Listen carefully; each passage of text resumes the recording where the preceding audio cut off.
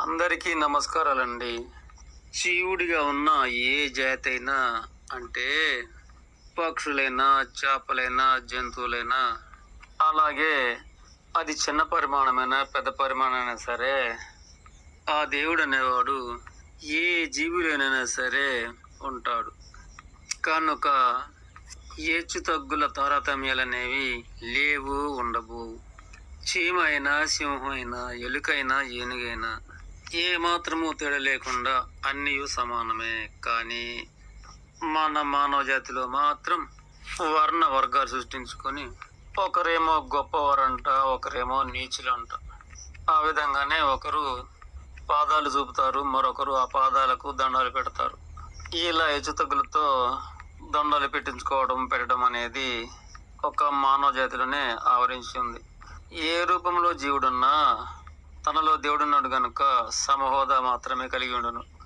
ఒక మానవ జాతిలో మాత్రమే వర్గాలు సృష్టించుకొని చిన్న పెద్ద అనుకొని ఈ వ్యవస్థ కూర్చున్న విధానం వల్ల మొక్కించుకునేవాడు అహంతో పొంగిపోతాడు.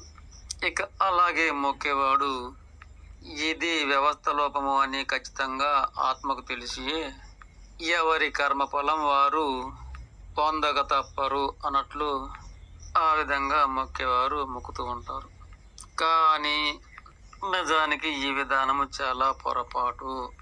మొక్కించుకున్నవాడు అహంతో పొంగిపోయినా ఇక వాడి యొక్క అవతారం అనేది సంపూర్ణమైన తర్వాత కోటాన కోట్ల సంవత్సరాలు ఈ సృష్టిలోనే కదా ఉండేది. కనుక ఆ యొక్క కర్మ ప్రతిఫలం అనేది పంజరములో చిలుక వలె, వలలో చేప వలె, కుడితిలబడ్డ ఎలుక వలె, మెడకు వేయబడ్డ పలుపు వలె, ఆ విధంగా అట్టి వారి బ్రతుకు అల్లకల్లోలమగును. బ్రతికి ఉన్నప్పుడు అహంతో తప్పిత పొరపాటైన దండాలు పెట్టించుకున్నది ఇక దాని యొక్క కర్మఫలం అనేది వెంటపడి ఆ విధంగా బ్రతుకనేది నరకం పాలు మాత్రమే అగును.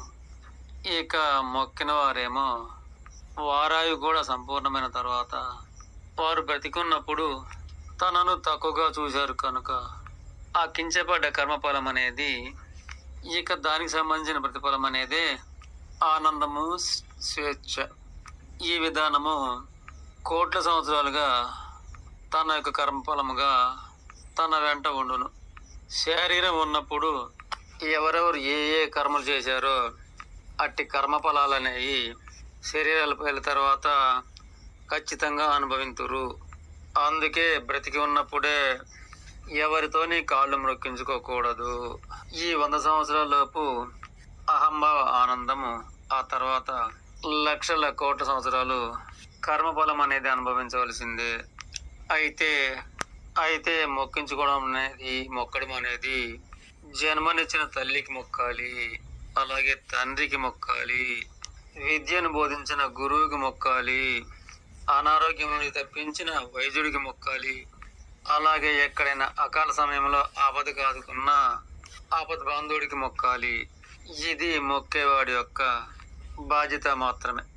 ఇంతేగాక ఇక ధన బలము, జన బలము, కండ బలము, ఇక మేమే దేవుళ్ళము అనే దొంగ బాబాలకు ఈ విధమైన వారు నాగరికతను అడ్డం పెట్టుకొని సంపాదించుకున్న లౌకిక మోసం మాత్రమే.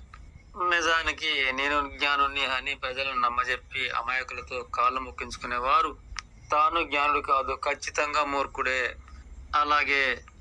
అలాగే నేను అమాయకుడినేమో అంటూ అవతల వాడి కాళ్ళు మొక్కేవారు నిజానికి ఇటివాడే గొప్పవాడు. నిజానికి మొక్కించుకునేవాడు మూర్ఖుడు, మొక్కేవాడు జ్ఞాని. మొక్కించుకునేవాడు పాపాత్ముడు అవుతాడు, మొక్కేవాడు పుణ్యాత్ముడు అవుతాడు. మొక్కించుకునేవాడు నరకము చేరతాడు, మొక్కేవాడు స్వర్గం చేరతాడు. అయితే ఇది తప్పనుకుంటే మరీ క్షమించండి.